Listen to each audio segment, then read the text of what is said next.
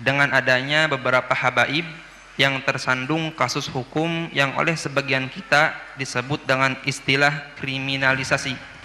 Sikap sebagian saudara-saudara muslim kita yang lain ikut mencaci dan mengolok-olok para habaib yang dijadikan tersangka dalam kasus hukum. Mereka ikut mencaci dan mengolok dikarenakan para habaib tersebut dakwahnya dianggap keras dan kasar, serta dianggap berseberangan dengan kiai atau tokoh agama yang mereka ikuti. Bagaimana kita harus menyikapi keadaan ini? Bagaimana sikap kita jika seandainya ada perilaku seorang habib yang tidak kita sukai atau perilaku seorang habib yang melanggar agama? Habaib atau kaum asyraf sadah adalah orang-orang yang dipilih oleh Allah dengan nasab mulia, yaitu nasab sambung dengan baginda Nabi Muhammad SAW melalui Sayyidat Fatimah Az-Zahra.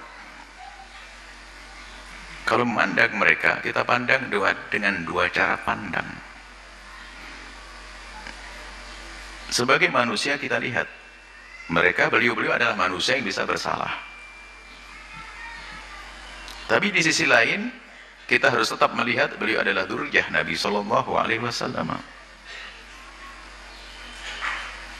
Kalau mereka melakukan kesalahan, jangan sampai kita menjadikan merendahkan kehabaibannya. Naudzubillah. Kadang muncul kebencian di hati kita. Habib, habaib. Ini sudah ada muncul kebencian. Kalau dia salah, kita katakan salah sebagai manusia. Tapi jangan dihubung-hubungkan dengan istilah habaib. Karena kalau kita menyebut dengan nada merendahkan kalimat habaib, kita akan merendahkan sesuatu yang sambung dengan Nabi SAW. Kita tegur dia salah, tapi gak usah karena habaibnya tuh habaib, gak usah seperti itu. Seperti ada kebencian di hati kita dengan ahli bait Nabi, hati-hati, Nabi tidak akan menengok kita, tidak akan melihat kita. Kalau beliau-beliau bersalah, tentu kita wajib mengingatkan. Bahkan kewajiban kita mengingatkan beliau lebih daripada kita mengingatkan yang lainnya. Kenapa? Karena kita mengambil hidayah daripada kakek beliau. Kenapa di saat cucu baginda Nabi melakukan salah kok kita diam-diam saja? Tapi jangan sampai kita mencaci, mengolok, merendahkan karena dia habaib. Awas, hati-hati itu. Pandang dia salah-salah, kita ingatkan.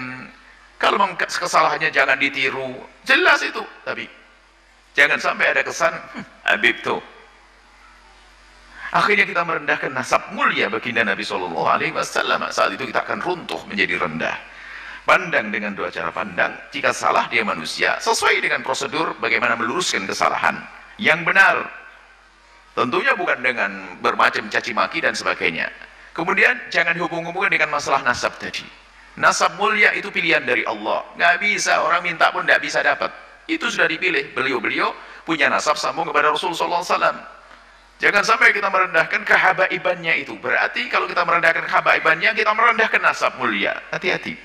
Kalau salah-salah, kita tegur-tegur.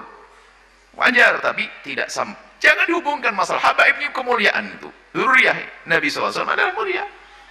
Waspadalah, kadang ini karena ada gedengki tersembunyi di hati kita. Kalau sudah habib lah gitu, habib.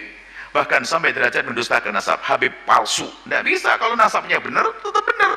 Kita mengatakan palsu, malah masuk wilayah dosa lagi. Kalau masalah ada habib yang bersalah, ya tugas kita bagaimana? Sebagai pengikut Nabi yang mencintai Nabi, gimana perilaku kita dengan cucu Nabi? Apakah kita rela cucu Nabi melakukan kesalahan seperti itu? Kalau kita rela, Nabi tidak akan rela kepada kita. Nabi akan marah, kamu mengambil hidayah dariku, tapi cucuku salah kau biarkan. Akan marah Rasulullah kepada kita. Tapi juga jangan dicaci, direndahkan gara-gara kehabaibannya. Hati-hati. Ini penting sekali masalah urusan dengan habaib dzurriyyah baginda Nabi Muhammad SAW. Wallahu a'lam bishawab. Sementara ajaran-ajaran lain selain ajaran Al-Quran, ajaran Al-Hadis tidak dibenarkan dalam ajaran Islam. Seperti jika ada orang yang mengatakan bahwa kemuliaan seseorang ditentukan oleh keturunannya. Siapa orang yang keturunan orang besar, maka dia orang yang paling mulia. Ini bukan ajaran Islam. Dalam Islam kemuliaan seseorang tidak dilihat dari siapa dia dilahirkan, tapi apa kualitas dia dalam kehidupan. Kemuliaan seseorang tidak dilihat dari siapa dia bapaknya, tapi dilihat dari seberapa besar takwanya kepada Allah Subhanahu wa ta'ala. Setiap ajaran yang berbeda dengan itu wajib ditolak dan tidak boleh diterima karena tidak ada sumber dari ajaran, dan tidak boleh diterima karena tidak ada sumber dari ajaran Islam, dari ajaran Allah Subhanahu wa ta'ala. Orang yang mengaku dirinya keturunan Nabi misalnya, yang asli sekalipun, dia tidaklah lebih mulia dari yang lainnya, kecuali dia telah membuktikan kualitas dia dalam kehidupan dari sisi ilmunya dan bagaimana akhlaknya dalam berinteraksi dengan sesamanya. Itu yang asli. Apalagi yang palsu. Orang ngaku turunan Nabi tapi palsu. Saya ibu-ibu telah meneliti secara ilmiah bagaimana pengakuan-pengakuan orang yang selama ini mengaku sebagai keturunan baginda Nabi. Setelah diteliti secara ilmu sejarah, ilmu nasab, ternyata mereka bukan hanya bukan keturunan Nabi, tapi ternyata mereka bukan orang Arab acan. Dilihat dari ilmu nasab, tidak nyambung. Dilihat dari ilmu sejarah, fiktif. Nama-nama yang disebutkan sebagai luhur mereka ternyata adalah orang-orang yang tidak ada orangnya. Jejodok sawah. Disebutkan nama-namanya, tetapi kemudian tidak ada dilihat dari kesejarahan yang ditulis oleh ulama dari mulai abad ke-5, ke-6, ke-7, ke-8, ke-9. Tidak ada mereka disebut sebagai orang-orang yang mempunyai pangkat dalam kehidupan, baik sebagai orang kaya maupun sebagai ulama. Jangankan sebagai orang kaya yang mereka mengaku bahwa leluhur mereka pindah dari Irak ke Yaman, membawa kekayaan berpuluh-puluh onta. Ternyata itu cerita palsu belaka. Mereka mengaku bahwa mereka turunan Nabi yang pindah ke Yaman dari Irak. Ternyata saya telusuri, ketemu itu namanya. Memang Ahmad bin Isa adalah sebagai keturunan Nabi asli pakai sod. Dia ada di dalam kitab Tahdhibul Ansab 435 Hijriah. Dia ada di dalam kitab Muntaqilatut Talibiyah 470 Hijriah. Dia ada di dalam kitab Al-Majdi 490 Hijriah. Dia ada di dalam kitab Asy-Syajarah Al-Mubarakah 597 Hijriah. Dia ada di dalam kitab Al-Fakhri 700 Hijriah.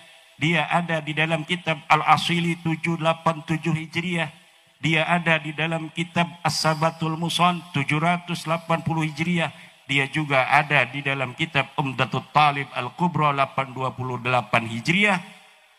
Tapi tidak disebutkan Ahmad bin Isa ini punya anak namanya Ubaidillah, di mana para Habib Ba'alawi mengaku sebagai keturunan Ubaidillah. Ahmad bin Isa ini benar turunan Nabi. Dia punya anak namanya Muhammad, Ali, dan Husain. Terverifikasi di dalam kitab-kitab nasab semuanya ada. Tapi tidak ada anak yang bernama Ubaidillah seperti apa yang diaku oleh para Habib-Habib Ba'alawi. Tidak terverifikasi sebagai turunan Nabi. Tidak pula terverifikasi secara ilmu sejarah sebagai tokoh yang pernah ada di dunia ini di masa lalu. Jadi bukan hanya sebagai bukan keturunan Nabi, tapi juga nama Ubaid ini tidak pernah dilahirkan di muka bumi. Ubaid punya anak namanya Alwi. Saya telusuri dalam kitab-kitab sejarah yang banyak ditulis. Tidak ada pernah dilahirkan orang bernama Alwi bin Ubaid. Katanya Alwi punya anak namanya Muhammad. Tidak pernah ada orang dilahirkan di dunia ini yang bernama Muhammad bin Alwi bin Ubaid. Muhammad bin Ali bin Ubaid tidak ada. katanya punya anak namanya Alwi II. Tidak ada. Katanya punya anak yang apa namanya itu Ali Kolikosam. Tidak ada. Diceritakan di abad 9 Hijriah oleh seorang Ba'alawi namanya Ali Asakron. Katanya dia kalau tasyahud salam pada Rasulullah, assalamu alayka ya Rasulullah, selalu mengulang-ulang sampai kemudian Rasulullah itu menjawab salamnya. Ternyata diverifikasi nama itu bukan nama Ali Kolikosam, leluhurnya Habib Alwi. Ini yang saya teliti secara ilmiah dan sampai sekarang tidak ada jawaban untuk bagaimana mereka bisa membuktikan di abad di mana Ahmad bin Isa itu ada, yaitu 345 Hijriah. Apakah ada yang menyatakan bahwa Ahmad bin Isa punya anak namanya Ubaid? Mereka tidak bisa jawab. Katanya pindah dari Irak ke Yaman. Mana kitab yang menyebutkan sebelum abad ke-9? Di mana mereka mengaku di abad 9 itu sebagai turunan Nabi. Sebelumnya mana kitab satu saja kitab nasab yang menyatakan mereka turunan Nabi? Tidak ada. Padahal kitab nasab banyak ditulis di sepanjang tahun antara 345 sampai 895 Hijriyah. Kemudian saya tanya lagi, adakah satu kitab saja yang menyatakan bahwa Ahmad bin Isa ini pindah dari Basrah ke Yaman? Tidak ada. Saya dapat membuktikan bahwa Ahmad bin Isa ini ada di kota Madinah, di satu kampung namanya Kampung Surya, di mana Kampung Surya ini adalah salah satu kampung di Madinah Al-Munawwarah yang menjadi basis seluruh keturunan baginda Nabi. Ahmad bin Isa ada di situ 243 Hijriah. Dan tidak ada keterangan bahwa beliau pernah pindah ke Basrah atau dari Basrah pindah ke Yaman. Tidak ada. Dia orang Madinah, ada di Madinah. Wafatnya tidak disebutkan di dalam kitab Al-Ghaibah karangan At-Tusi di abad ke-5. Tetapi mengenai dia tidak punya anak namanya Ubaid, itu telah menjadi konsensus seluruh para penulis kitab-kitab nasab. Tidak ada Ahmad bin Isa alaihi salam mempunyai anak namanya Ubaidillah.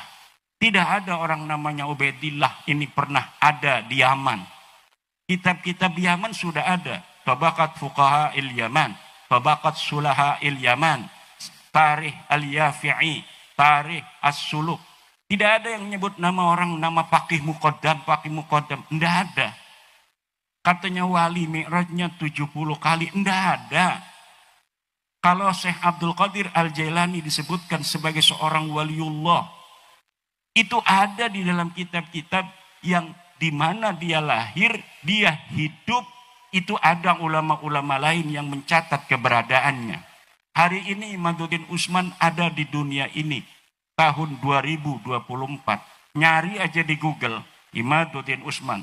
Thread akan banyak berita tentang Imaduddin Usman. Itu ditulis oleh orang lain membuktikan eksistensinya pernah ada. Kalau misalnya 1000 tahun lagi mau dicari, pernahkah ada di Lampung seorang bernama Kiai Ulin Nuha yang ada di Lempuyang. Pas dicari data-data masa lalu tahun 2024 ada berita Kiai Imaduddin Usman mendatangi pondok pesantren Darul Ulum asuhan Kiai Haji Ulin Nuha Al-Hafidh. Ada yang nulis ternyata, itu bisa ditelusuri. Dan kalau orang berbohong tentang sejarah, serapi-rapinya dia berbohong, pasti akan ketahuan dengan teori dan metodologi para ahli filologi dan para ahli teks.